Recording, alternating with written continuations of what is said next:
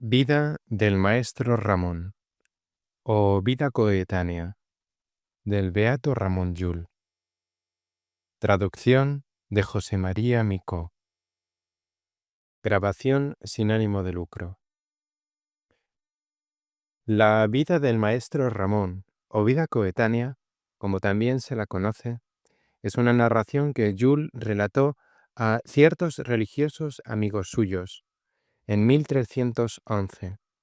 Al final de una estancia de 2 años en París, a los 78 o 79 años. Comienzo de la vida coetánea. En honor, alabanza y amor del único Señor, Dios nuestro, Jesucristo, cediendo a las instancias de ciertos religiosos amigos suyos, Ramón contó y consintió en que se escribieran las cosas que siguen sobre su conversión a la penitencia y sobre algunos de sus hechos. Capítulo 1. En la época en que Ramón era senescal de mesa del rey de Mallorca, cuando aún era joven y se dedicaba en exceso a la composición de vanas cantilenas o canciones y a otras liviandades mundanas, estaba una noche sentado junto a su lecho, pronto a componer y a escribir en su lengua vulgar una cantilena sobre cierta dama, a la que entonces adoraba con fatuo amor. Cuando empezaba a escribir dicha cantilena, miró hacia la derecha y vio al Señor Jesucristo como colgado en la cruz. En cuanto lo vio, sintió temor, y dejando lo que tenía entre manos, se acostó en su lecho para dormir. Al día siguiente se levantó y volvió a sus vanidades habituales, sin preocuparse lo más mínimo por aquella visión. Pasados unos 8 días, en el mismo lugar y casi a la misma hora, cuando se disponía otra vez a escribir y terminar la cantilena, se le volvió a aparecer el Señor en la cruz. Aún más asustado que la primera vez, se metió de nuevo en el lecho y se durmió. Al día siguiente, despreocupado de la aparición que se le había presentado, tampoco abandonó su devaneo. Al contrario, al instante ya se empeñaba en terminar la cantilena que había empezado, hasta que el Salvador se le presentó una tercera y una cuarta vez, siempre de la misma manera. En la cuarta ocasión, o en la quinta, como más comúnmente se cree, que se le presentó esta aparición, él, totalmente aterrorizado, se cobijó en su lecho y estuvo toda la noche reflexionando para intentar comprender qué podían significar aquellas visiones tantas veces repetidas. Por un lado, su conciencia le decía que aquellas apariciones no pretendían otra cosa que inducirlo a dejar el mundo de una vez para dedicarse en adelante enteramente al servicio del Señor Jesucristo. Por el otro, sin embargo, hacía tiempo que su conciencia lo declaraba culpable e indigno del servicio de Cristo. Y así, ora discutiendo consigo mismo sobre estas cosas, ora rogando a Dios con fervor, pasó toda aquella angustiosa noche sin dormir. Por fin, por don del Padre de las Luces, consideró la mansedumbre, paciencia y misericordia que Cristo tuvo y tiene con cualquier pecador, y así acabó entendiendo con certidumbre que Dios quería que él, Ramón, abandonase el mundo y que de ahí en adelante sirviese a Cristo de todo corazón. Entonces comenzó a revolver en su interior pensando qué servicio placería más a Dios, y le pareció que nadie podía prestar a Cristo mejor ni más grande servicio que dar la vida y el alma por su amor y su honor. Y eso sería convirtiendo a su culto y servicio a los sarracenos, que a causa de su multitud rodeaban a los cristianos por todas partes. Pero con esto, considerándose a sí mismo, comprendió que no tenía bastantes conocimientos para tan gran empresa, porque solo había aprendido un poco, muy poco en realidad, de gramática. Así, consternado, empezó a sentir mucho desconsuelo. Mientras daba vueltas y más vueltas a estas cosas en su mente lúgubre, he aquí que, sin que él pudiese saber cómo, pues solo Dios lo sabe, le entró en el corazón un impetuoso y embargador dictado de la mente, que él mismo con el tiempo debía escribir un libro, el mejor del mundo, contra los errores de los infieles. Pero como no veía la forma ni el modo de hacer tal libro, se quedó muy maravillado. Sin embargo, cuanto más se maravillaba, más crecía en su interior el instinto o designio de escribir dicho libro. Pero consideró de nuevo que aunque el Señor Dios le concediese con el tiempo la gracia de escribir dicho libro, él poco o nada podría hacer por sí solo, principalmente porque ignoraba totalmente la lengua arábiga, propia de los sarracenos. Pero con esto le vino a la mente que iría a ver al Papa y a los reyes y príncipes cristianos, con el fin de incitarlos y obtener de ellos que se construyesen en diversos reinos y provincias apropiados para ello, monasterios donde personas religiosas escogidas y otras idóneas para la tarea fuesen a estudiar los idiomas de los dichos sarracenos y de otros infieles, con el fin de que, entre las personas convenientemente instruidas allí, se pudiese encontrar gente adecuada para ser escogida y enviada a predicar entre los sarracenos y otros infieles y a manifestarles la pía verdad de la fe católica en Cristo. Habiendo, pues, concebido en su ánimo estos tres propósitos, es decir, aceptar morir por Cristo, convirtiendo a los infieles a su servicio, escribir el susodicho libro, si Dios lo concedía, e impetrar la fundación de monasterios para la enseñanza de diversos idiomas, como más arriba se ha dicho. Al día siguiente, por la mañana, subió a una iglesia que no distaba mucho de allí, y con devotas lágrimas rogó largamente al Señor Jesucristo que lo considerase digno de llevar a término, de manera que a él le fuese grata las tres cosas ya dichas que misericordiosamente había inspirado en su corazón.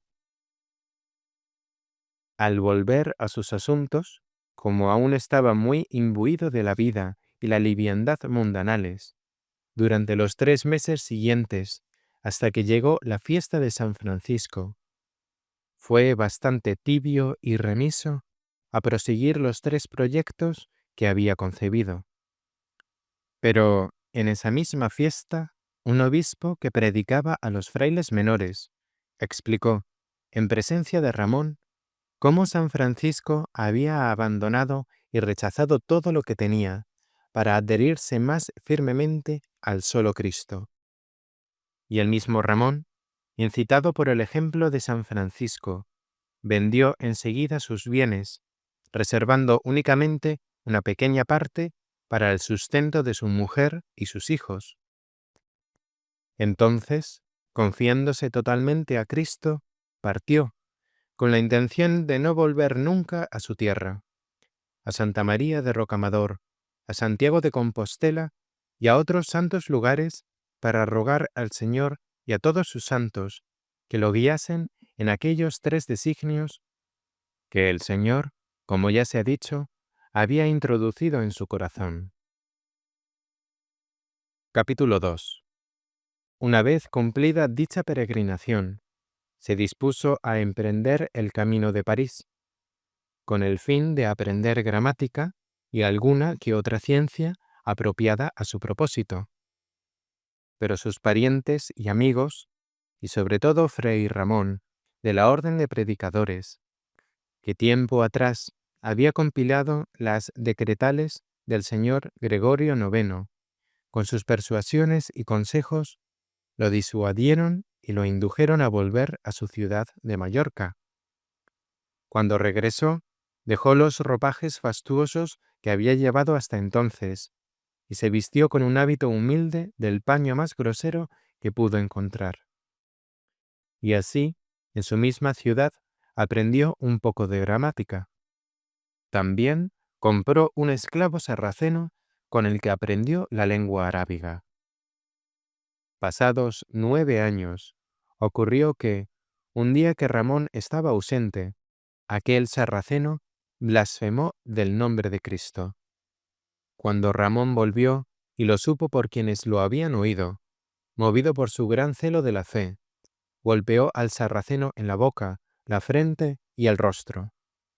El sarraceno, que a raíz de esto concibió un gran rencor, comenzó entonces a meditar de qué modo podía matar a su señor. Se procuró secretamente una espada, y un día que vio a su señor a solas sentado, se abalanzó sobre él y lo hirió con la espada, gritando con terrible alarido: «¡Muere!». Pero aunque Ramón supo desviar un poco, por voluntad de Dios, el brazo que blandía la espada y que lo atacó, de todos modos recibió una herida grave, aunque no mortal, en el vientre. Mas, valiéndose de su fuerza, derribó al sarraceno y, teniéndolo bajo el peso de su cuerpo, le arrebató violentamente la espada. Luego acudió toda la servidumbre, y Ramón impidió que matasen al sarraceno. Permitió, con todo, que lo tuviesen atado en prisión, hasta que él hubiese deliberado consigo mismo qué debía hacerse. Le parecía muy duro matar a aquel de quien había aprendido una lengua que tanto había deseado conocer, es decir, el árabe. Y por otro lado, temía despedirlo o retenerlo más tiempo, pues sabía que a partir de entonces no cesaría de maquinar su muerte. Así que, perplejo a causa de este asunto, subió a una abadía cercana, y allí oró sobre ello muy encarecidamente a Dios durante 3 días.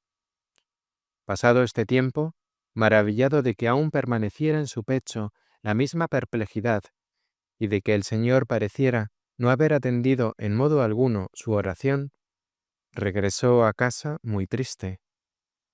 Como en el camino de vuelta se desvió para ir a la prisión y visitar a su cautivo, halló que se había ahorcado con la misma cuerda con la que había sido atado.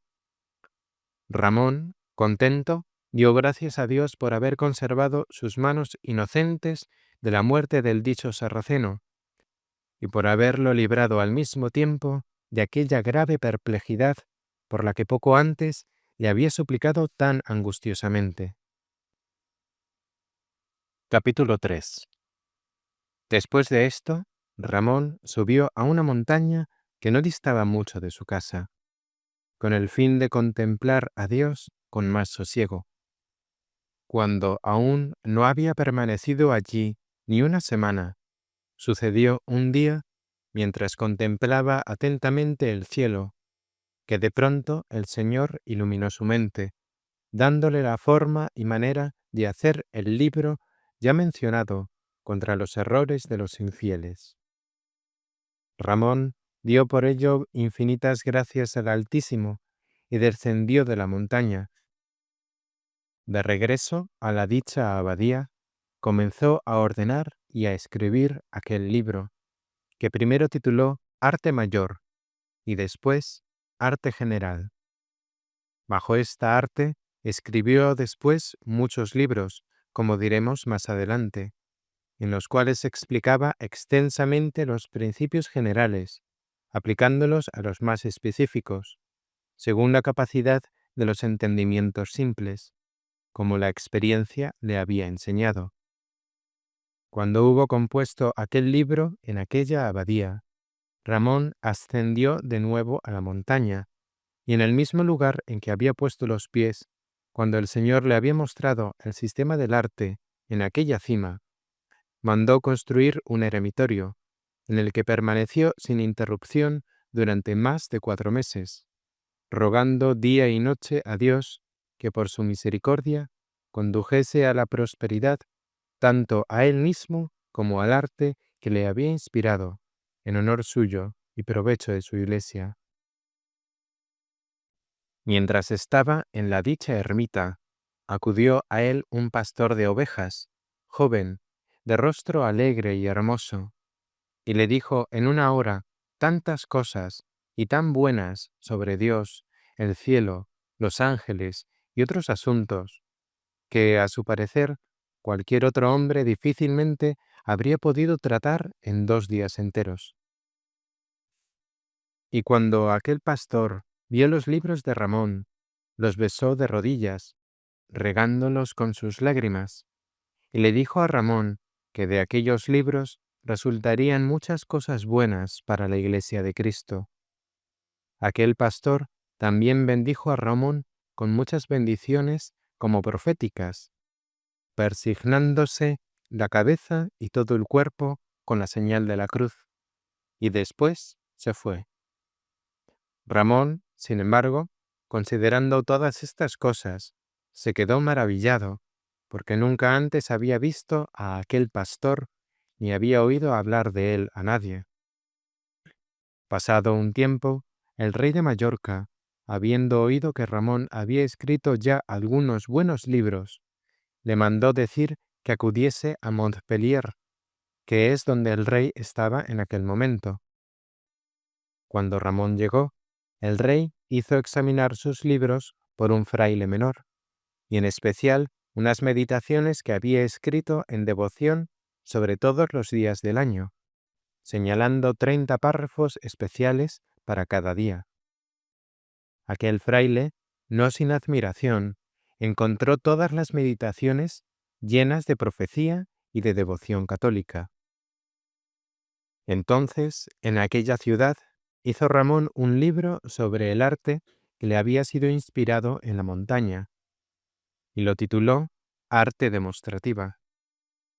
Además, lo leyó allí públicamente y dio sobre él una lectura en la que declaraba de qué manera la primera forma y la primera materia constituyen el caos elemental, y cómo los 5 universales y los 10 predicamentos provienen del mismo caos y están contenidos en él, según la católica y teológica verdad.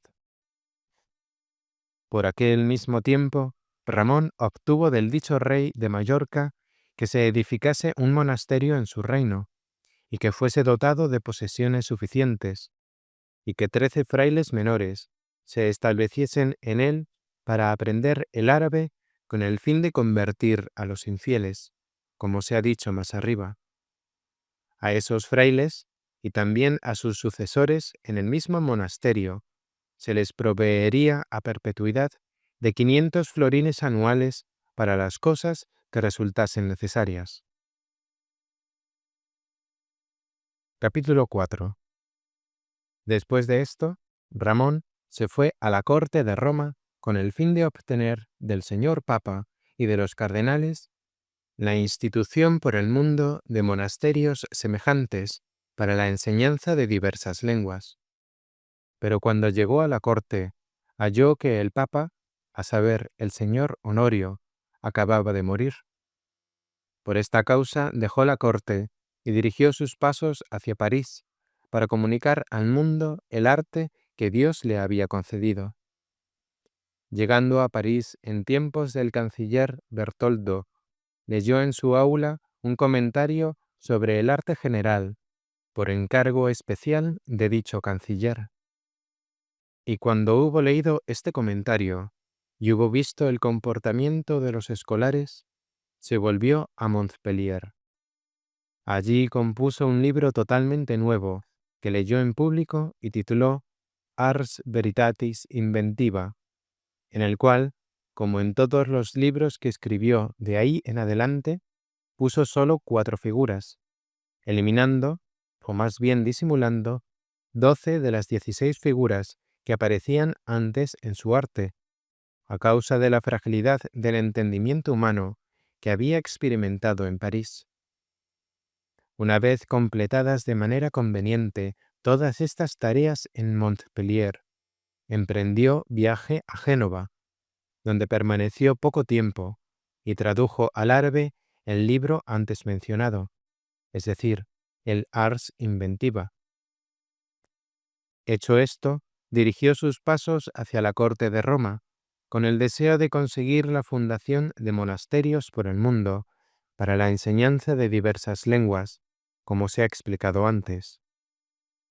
Pero como allí, a causa de los obstáculos de la corte, no pudo sacar en ese momento mucho provecho para su propósito, tras deliberar consigo mismo, volvió a Génova con la intención de partir hacia la tierra de los sarracenos, para ver si al menos él solo y por su cuenta podría conseguir algo entre ellos, disputando con sus sabios y manifestándoles, según el arte que Dios le había concedido, la encarnación del Hijo de Dios, así como la Santísima Trinidad de las divinas personas, en suma unidad de esencia, pues los sarracenos no creen en ella y afirman ciegamente que nosotros, los cristianos, adoramos a tres dioses.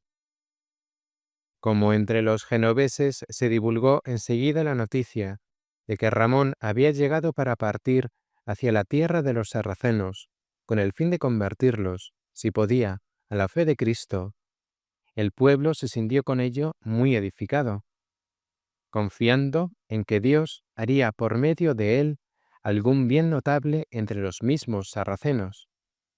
Y es que los genoveses habían oído que el propio Ramón, después de su conversión a la penitencia, había recibido por inspiración divina en una montaña una santa ciencia para la conversión de los infieles. Pero justamente cuando Dios había visitado así a Ramón, con tanto júbilo del pueblo, casi como una punta de alba, de pronto comenzó a ponerlo a prueba con una gran tribulación. Cuando todo, la nave y todos los aparejos, estaba preparado para la travesía, y se habían cargado a bordo todos sus libros y todas cosas necesarias, por momentos le acudía a la mente una idea fija, a saber, que si iba a la tierra de los sarracenos, en cuanto llegase lo matarían, o al menos lo encerrarían de por vida.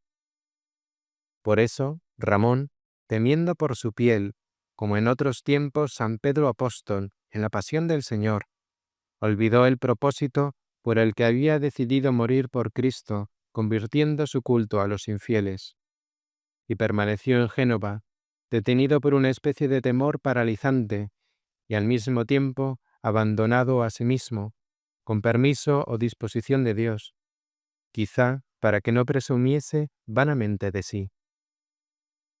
En cuanto la nave partió de Génova, Ramón sintió tanto remordimiento de conciencia por el enorme escándalo contra la fe que, al quedarse, había dado al pueblo, que cayó en una profunda desesperación, convencido de que Dios lo condenaría por ello.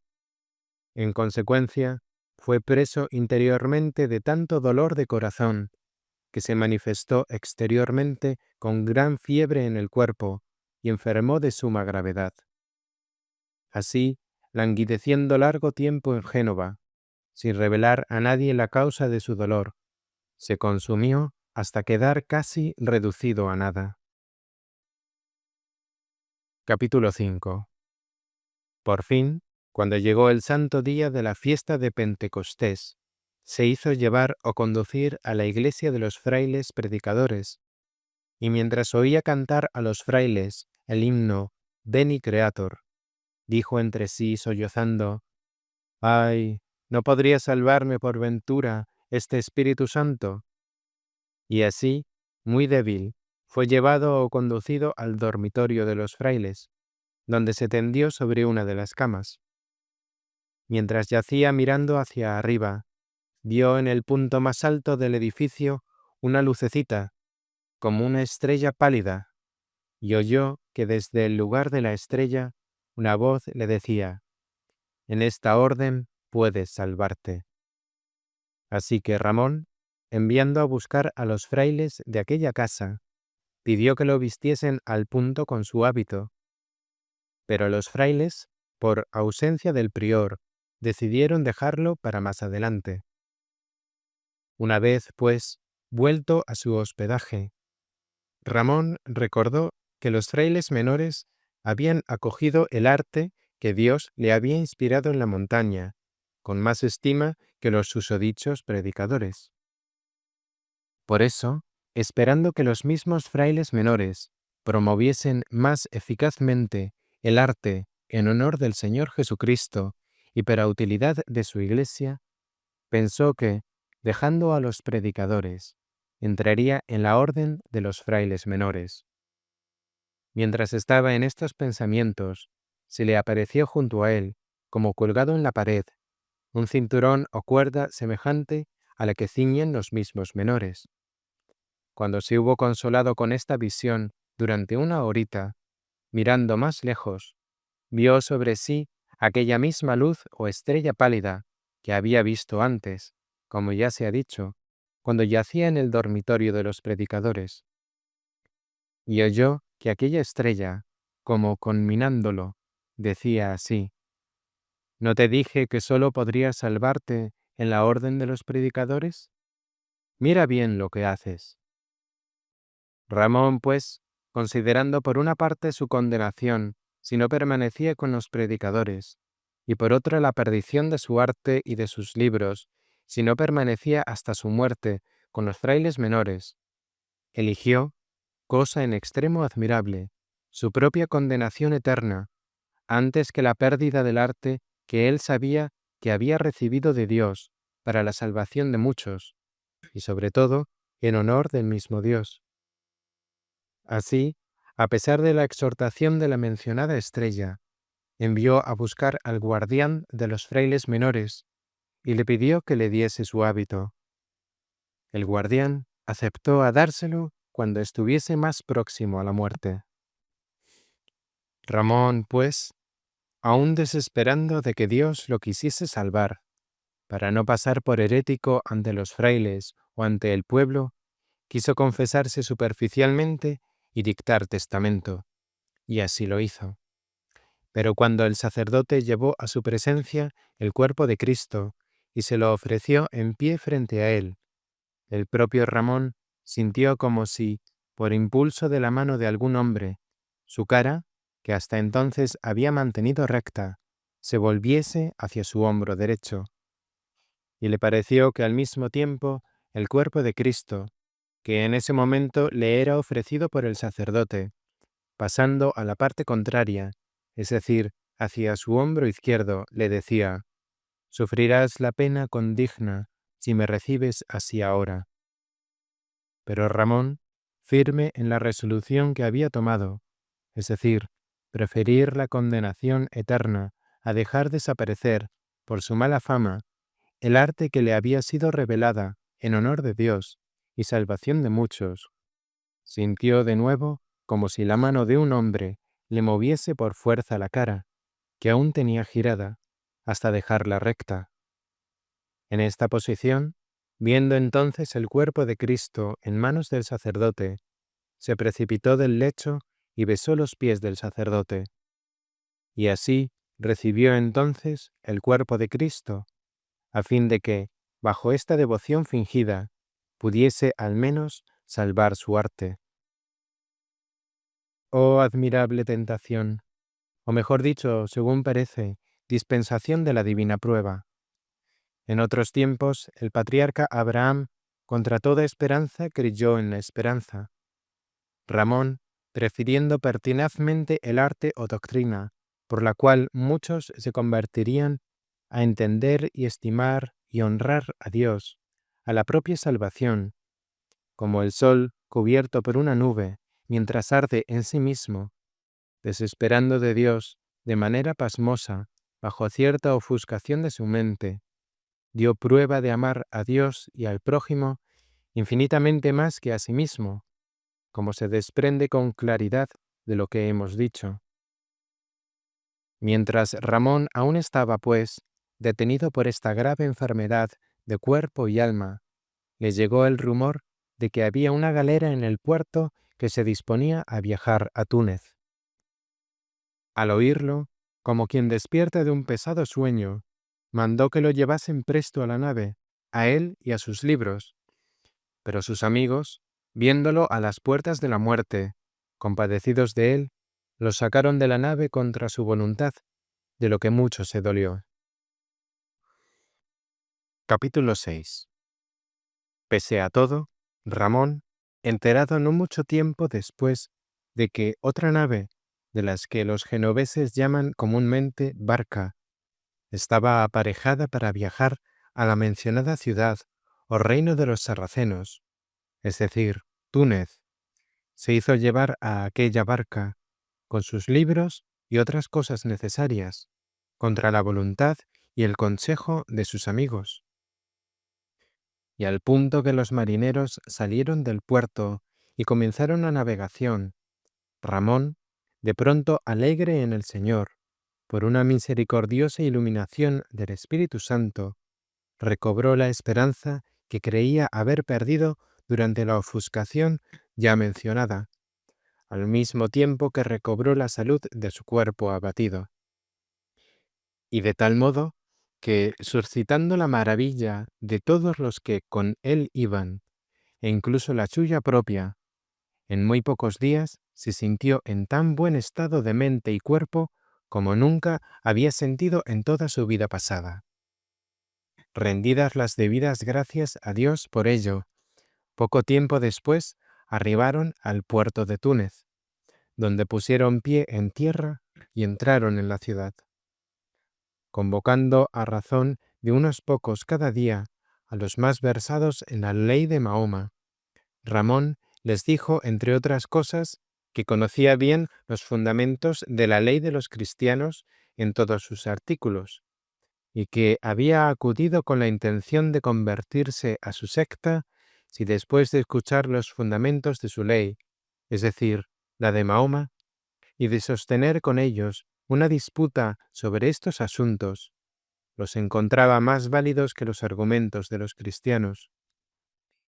Y como cada día llegaba gente más numerosa y más versada en la ley de Mahoma, y le exponía los argumentos de su ley con el fin de convertirlo a su secta, él, dando satisfacción fácilmente a sus argumentos, les dijo: «Es propio de todo sabio mantener aquella fe que atribuye a Dios eterno, en el que creen todos los sabios del mundo, la mayor bondad, sabiduría, virtud, verdad, gloria, perfección y otras similares, y todos estos atributos en mayor igualdad y concordancia. También es más loable aquella fe en Dios que pone la mayor concordancia y conveniencia entre Dios, que es la suma y primera causa, y su efecto.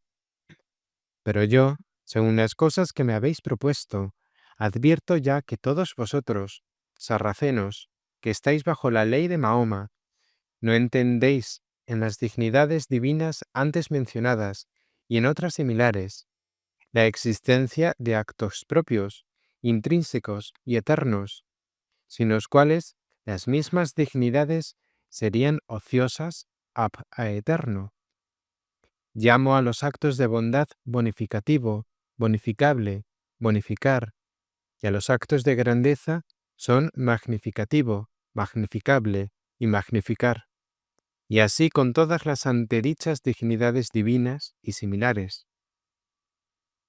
Pero como vosotros, según veo, atribuís dichos actos sólo a dos dignidades o razones divinas, es decir, sabiduría y voluntad, queda con ello manifiesto que vosotros, en todas las otras divinas razones mencionadas, es decir, bondad, grandeza, etc., dejáis ociosidad, y por consiguiente ponéis también desigualdad y discordia entre ellas, lo cual no es lícito. Por los actos sustanciales intrínsecos y eternos de dichas dignidades, razones o atributos, tomados como es debido, en igualdad y concordancia, los cristianos prueban de manera evidente que en una simplísima esencia y naturaleza divina hay Trinidad de personas, es decir, el Padre, el Hijo y el Espíritu Santo. Y esto yo, en virtud de un arte revelada hace poco tiempo, según se cree, por inspiración divina a cierto eremita cristiano, os lo podré demostrar con claras razones, si Dios lo quiere, y vosotros aceptáis disputar conmigo sobre estas cosas con tranquilidad de espíritu durante unos cuantos días. También os quedará claro, si os place, de manera muy razonable y gracias a la misma arte, cómo en la encarnación del Hijo de Dios, por participación, es decir, por la unión del Creador y la criatura en una sola persona de Cristo, la primera y suma causa conviene y concuerda de la manera más razonable con su efecto, y también cómo esto aparece en su grado máximo y más notable en la pasión de Cristo, Hijo de Dios, que soportó en la parte de la humana naturaleza que había asumido por voluntaria y misericordiosa dignación, a fin de redimirnos a nosotros, pecadores, del pecado y la corrupción de nuestro primer padre, y reconducirnos al estado de gloria y fruición divina, pues por esta causa y para este fin, el Dios bendito nos creó a nosotros, hombres. Capítulo 7. Cuando parecía, pues, que Ramón ya estaba iluminando las mentes de los infieles sobre tales asuntos, sucedió que un hombre de no poca fama entre los sarracenos, que había advertido tanto las palabras como las intenciones de Ramón, rogó y suplicó a su rey que ordenase cortar la cabeza a aquel hombre que se empeñaba en subvertir a las gentes sarracenas y destruir con temeraria osadía la ley de Mahoma. A instancias de dicho hombre famoso y de muchos otros, se celebró un consejo y la voluntad del rey ya se inclinaba por la muerte de Ramón.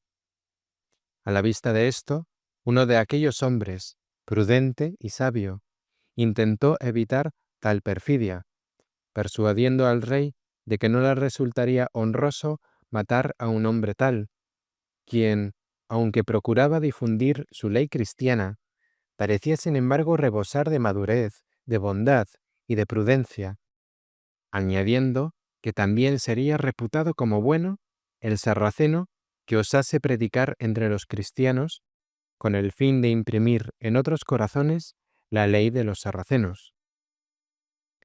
El rey, asintiendo a argumentos de este tipo y a otros parecidos, desistió de la muerte de Ramón, pero de todos modos ordenó que fuese expulsado inmediatamente del reino de Túnez. Y cuando lo sacaron de la cárcel, sufrió, por parte de muchos, innumerables golpes, insultos y vejaciones. Con todo, al fin fue conducido a una nave genovesa que debía zarpar próximamente, y mientras se dirigía a ella, el rey decretó que fuese lapidado si volvía a vérsele en sus dominios. Inmensamente se dolió de ello, pues ya había dispuesto para el bautismo a unos varones de gran reputación, junto con muchos otros, gente a la que él confiaba de todo corazón conducir antes de su partida a la completa luz de la fe ortodoxa.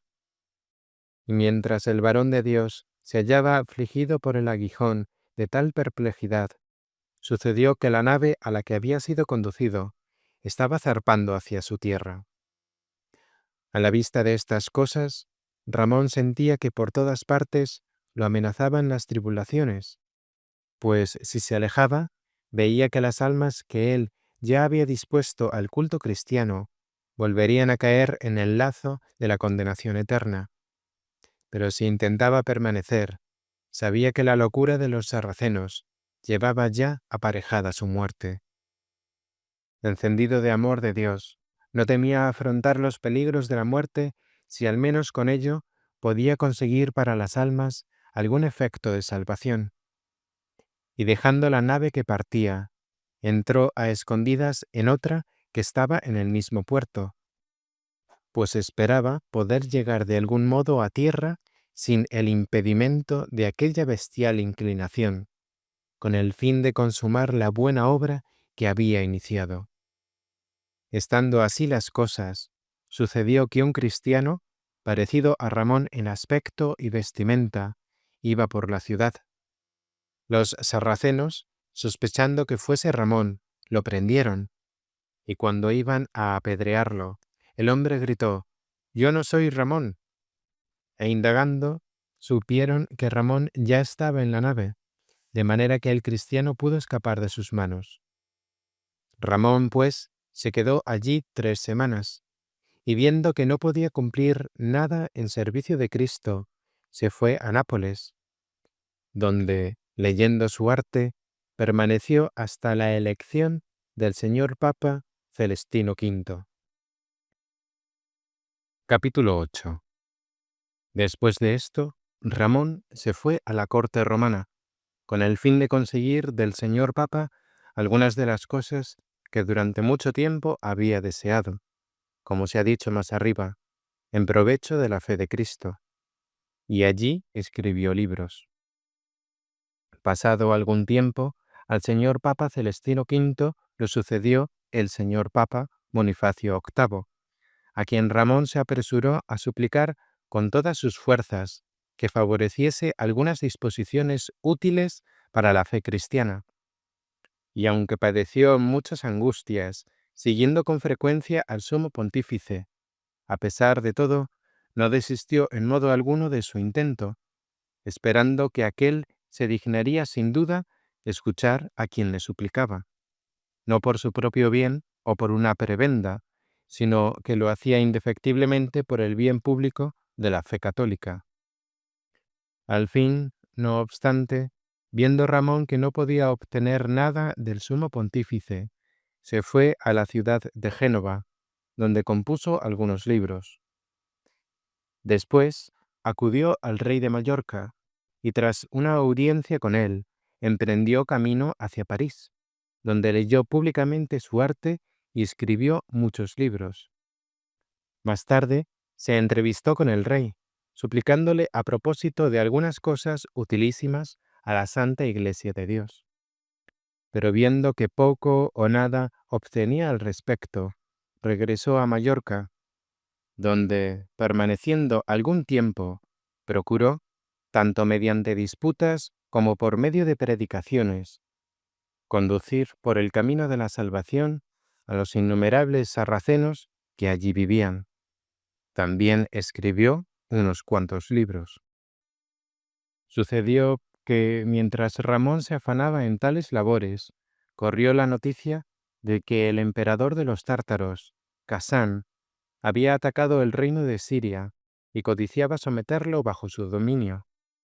Cuando Ramón lo oyó, en cuanto hubo una nave aparejada, emprendió camino hacia Chipre. Allí descubrió que la noticia era totalmente falsa. Viéndose, por tanto, frustrado en la intención con la cual había llegado, empezó a buscar otro camino en el que poder emplear el tiempo que Dios le había concedido, no en ocio, sino más bien en una obra aceptable a Dios y de provecho para el prójimo. Y es que dentro de su corazón, siempre vigilante, cobijaba aquel consejo del apóstol que dice: «No nos cansemos de hacer el bien, que si no desmayamos, a su tiempo cosecharemos». Y el del profeta, que dice: «Al ir iba llorando, llevando la semilla, al volver vuelve cantando, trayendo su gavilla». De manera que Ramón se presentó ante el rey de Chipre, suplicándole con gran afecto que exhortase a algunos infieles y cismáticos, es decir, jacobinos, nosculinos, momimnos, a que fuesen a escuchar su predicación y a debatir con él. Al mismo tiempo, suplicó al rey de Chipre que, una vez hecho todo lo posible por la edificación de las mencionadas gentes, aceptase enviarlo ante el sultán, que es sarraceno, y ante el rey de Egipto y Siria, con el fin de instruirlos en la santa fe católica. Al rey, sin embargo, no le interesaron estas propuestas. Entonces Ramón, confiando en aquel que predica la palabra en mucha virtud, intentó, con el único auxilio de Dios, trabajar con denuedo entre ellos por medio de predicaciones y debates. Pero al final, al persistir en las predicaciones y los adoctrinamientos, su cuerpo cayó abatido a causa de una enfermedad no poco grave. 2 personas le servían, un clérigo y un criado, que, sin poner a Dios ante los ojos y olvidados de su salvación, planearon arrebatar con manos criminales los bienes del varón de Dios. Y cuando advirtió que había sido envenenado por ellos, Ramón, con manso corazón, los apartó de su servicio. Llegado a Famagusta, fue recibido con alegría por el maestre del temple, que se hallaba en la ciudad de Limassol, y permaneció en su casa hasta recuperar la salud de antes. Después de esto, Ramón se embarcó hacia Génova, donde escribió muchos libros, y de ahí se fue a París, donde leyó con éxito su arte y compuso numerosos libros. Capítulo 9.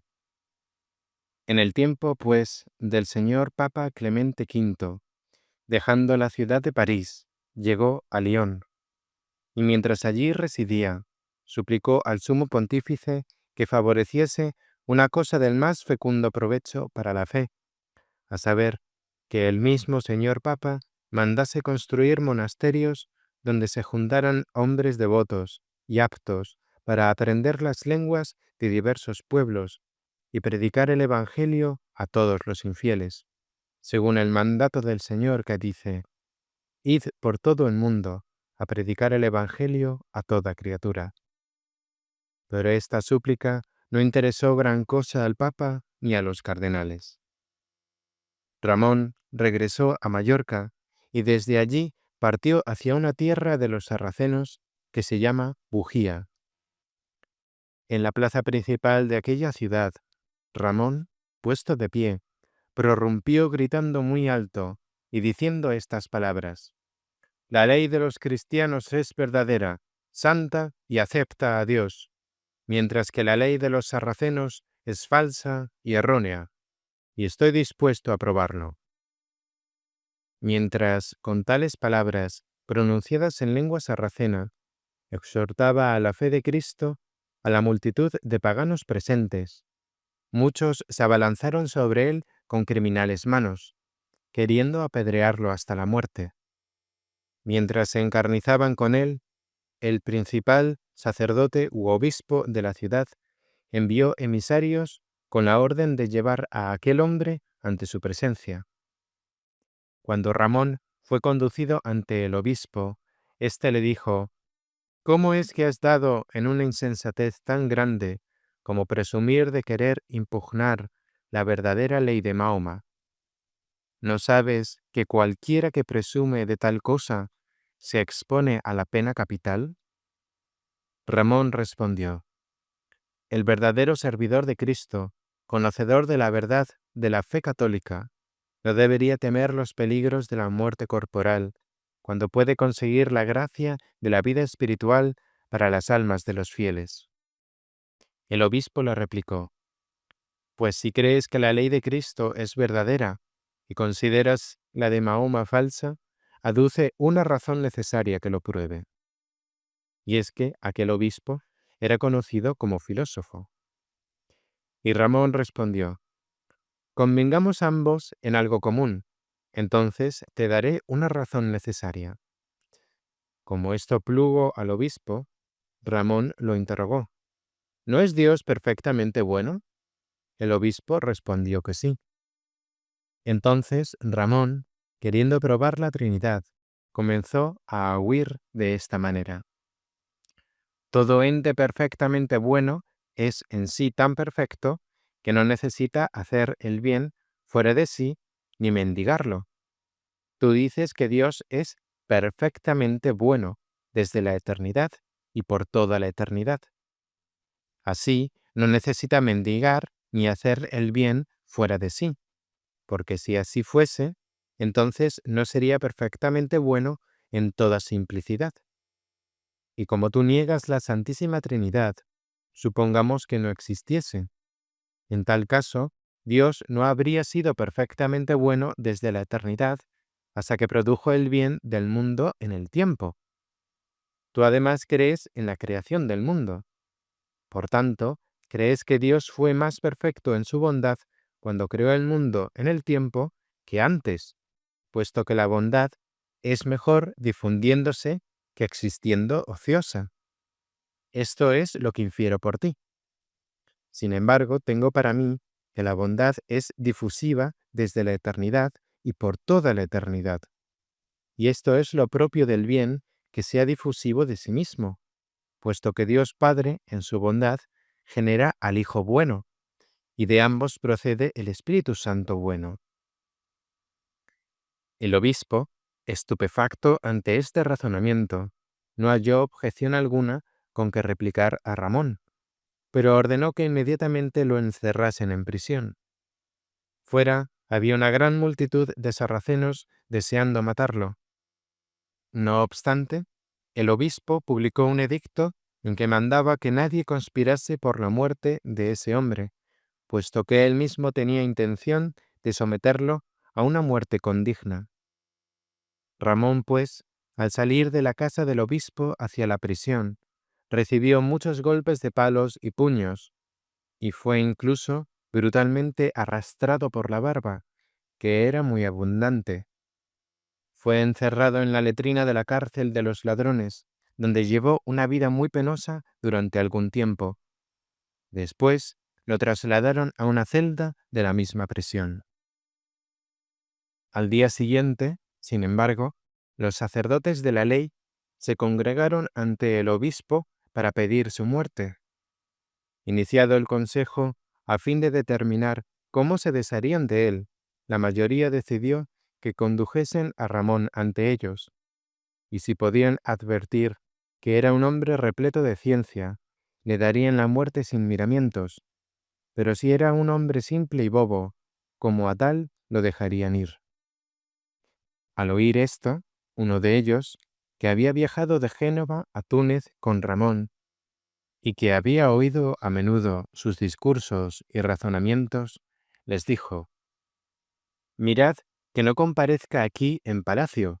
Moverá tales razones contra nuestra ley que nos será difícil y aún imposible replicarle». Entonces acordaron que no lo convocarían, y al cabo de poco tiempo lo cambiaron a una prisión más benigna.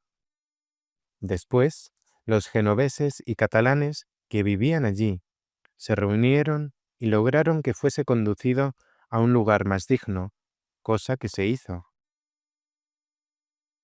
Capítulo 10. Ramón permaneció encarcelado durante medio año. Frecuentemente lo visitaban clérigos o emisarios del obispo, que le prometían esposas, honores, casa y dineros en abundancia, con el fin de convertirlo a la ley de Mahoma. Sin embargo, asentado sobre roca firme, el varón de Dios, Ramón, les decía: «Si queréis creer en el Señor Jesucristo y procuráis dejar vuestra ley errónea, yo os ofrezco las mayores riquezas y os prometo la vida eterna». Como insistían mucho en tales cosas, acordaron que cada uno de ellos hiciera un libro en el que tanto una parte como la otra confirmara su ley con los argumentos más eficaces que pudiese hallar, y la ley del que se sirviera de razones más firmes sería tenida por la más verdadera. Y cuando Ramón ya había trabajado bastante en su libro, ocurrió que, de parte del rey de Bugía, que en ese tiempo residía en la ciudad de Constantina, llegaron cartas en que se ordenaba que Ramón fuese expulsado inmediatamente de Bugía. Una vez subido a bordo de una nave en aquel puerto, se ordenó al patrón de la nave que no permitiese a aquel hombre volver nunca más a aquella tierra. Mientras la nave avanzaba hacia Génova, sucedió que a la altura del puerto de los Pisanos se levantó una violenta tempestad. Esto ocurrió a unas 10 millas de dicho puerto, y como la nave sufrió gravísimas embestidas de la tempestad, al final naufragó. Algunas personas murieron ahogadas y otras, con el previo auxilio de Dios, se salvaron. Entre estas se hallaban Ramón y un compañero suyo, quienes, perdidos todos sus libros y vestidos, arribaron en una barquita a la orilla, casi desnudos. Y llegando a la ciudad de Pisa, algunos de los ciudadanos lo recibieron con honor. Allá el varón de Dios, aunque anciano y débil, insistiendo, como siempre, en su labor por Cristo, acabó su arte general última. De la inmensa eficacia y del gustoso y perfecto conocimiento de esta arte, así como de otros libros suyos, es digno quien no aspira a la gloria de este mundo, ni a la vana filosofía, sino al firme amor de Dios y a su sabiduría como fin último y bien supremo. Acabada, pues, la predicha arte, y terminados allá muchos otros libros, y queriendo además incitar a las gentes de la ciudad de Pisa al servicio de Cristo, propuso a su consejo de ciudadanos que sería bueno que los caballeros religiosos cristianos se reuniesen en una sola orden, dedicada a la empresa de dar incesante batalla contra los pérfidos sarracenos, a fin de recuperar la Tierra Santa. Cediendo a su grata elocuencia y a su grata admonición, escribieron cartas al sumo pontífice y a los cardenales sobre tan saludable negocio. Habiendo obtenido estas cartas en la ciudad de Pisa, se fue a Génova, donde obtuvo cartas similares. Allá muchas mujeres devotas y viudas acudieron a él, y los nobles de esta ciudad le prometieron 25.000 florines en auxilio de la Tierra Santa. Partiendo de Génova, fue a ver al Papa, que en aquel tiempo residía en Aviñón. Al ver, no obstante, que no podía obtener nada en favor de su propósito, se fue a París. Allí leyó públicamente su arte y otros muchos libros que había escrito con anterioridad. Y una multitud de gente, tanto maestros como alumnos, asistieron a su lectura. Les expuso no sólo una doctrina corroborada por razones filosóficas, sino que también les mostró una sabiduría confirmada de manera admirable por altos principios de fe cristiana. Pero como veía que a causa de los escritos del comentador de Aristóteles, es decir, Averroes, muchos se desviaban no poco de la rectitud de la verdad, principalmente de la fe católica, diciendo que la fe cristiana era imposible en cuanto al modo de entender, pero opinando que era verdadera en cuanto al modo de creer, ideas implantadas en la comunidad de los cristianos. Ramón, así, procurando refutar su concepto por la vía demostrativa y científica, los reducía de múltiples maneras a la contradicción. Porque si la fe católica es improbable en cuanto al modo de entender, es imposible que sea verdadera. Sobre este asunto escribió algunos libros. Capítulo 11 y último. Más tarde, sabiendo Ramón que el Santísimo Padre, señor Papa Clemente V, había de celebrar concilio general en la ciudad de Vienne, el año del Señor de 1311, en las calendas de octubre, se propuso acudir a dicho concilio con el fin de impetrar 3 cosas para la reparación de la fe ortodoxa. La primera, que fuese constituido un lugar adecuado al que acudiesen hombres devotos y de gran inteligencia para estudiar diversos idiomas, con el fin de que supiesen predicar la doctrina evangélica a toda criatura. La segunda, que de todos los caballeros religiosos cristianos se hiciese una orden que sostuviese en ultramar una guerra incesante contra los sarracenos hasta la recuperación de la Tierra Santa. La tercera, que contra las opiniones de Averroes, que en muchas cosas ha sido un pervertidor de la verdad, el señor Papa ordenase rápidamente un remedio, que consistiría en encontrar hombres católicos inteligentes que no buscasen la propia gloria, sino el honor de Cristo, y que hiciesen frente a las mencionadas opiniones y a quienes las sostienen, que parecen ir en contra de la verdad y de la sabiduría increada, es decir, del Hijo de Dios Padre. Sobre esto, Ramón compuso un librito titulado Liber Natalis, prometiendo además aportar contra ellos más argumentos convincentes, tanto filosóficos como teológicos, los cuales ha presentado con gran claridad en algunos de sus libros. En efecto, este siervo de Dios, verdadero intérprete de la suma verdad y de la profundísima Trinidad, escribió, entre sus labores cotidianas, más de 123 libros. Habían pasado ya 40 años desde que enderezó todo su corazón, toda su alma, todas sus fuerzas y toda su mente a Dios. Durante ese tiempo escribió libros constantemente y con gran diligencia cuando tenía ocasión. Con justicia pudo pronunciar la palabra del profeta David, diciendo: «De mi corazón brota una palabra buena, digo mi canto al Rey. Mi lengua es cálamo de escribano que escribe velozmente». Sin duda, su lengua fue el cálamo de aquel escribano increado, es decir, el Espíritu Santo, que da la palabra a quienes predican con mucha virtud. Hablando de éste, el Salvador dijo a los apóstoles: «Porque no sois vosotros los que habláis, sino el Espíritu de vuestro Padre, que habla en vosotros». Queriendo que la utilidad de sus libros fuese común a todos, publicó muchos en lengua arábiga, puesto que sabía aquel idioma. Sus libros se han divulgado por todo el mundo, pero los hizo reunir principalmente en 3 lugares, a saber, en el monasterio de los Cartujos de París, en la casa de un noble de la ciudad de Génova y en la casa de un noble de la ciudad de Mallorca. Fin de La vida del maestro Ramón, o Vida coetánea. Este libro fue grabado por el beato Ramón Llull en 1311. Se desconoce la fecha exacta de su muerte. Se considera que falleció entre 1315 y 1316, cuando regresaba de su viaje desde Túnez hacia Mallorca. Ciertos cronistas afirman que fue linchado por una turba de airados musulmanes en Bujía y que murió a consecuencia de sus heridas.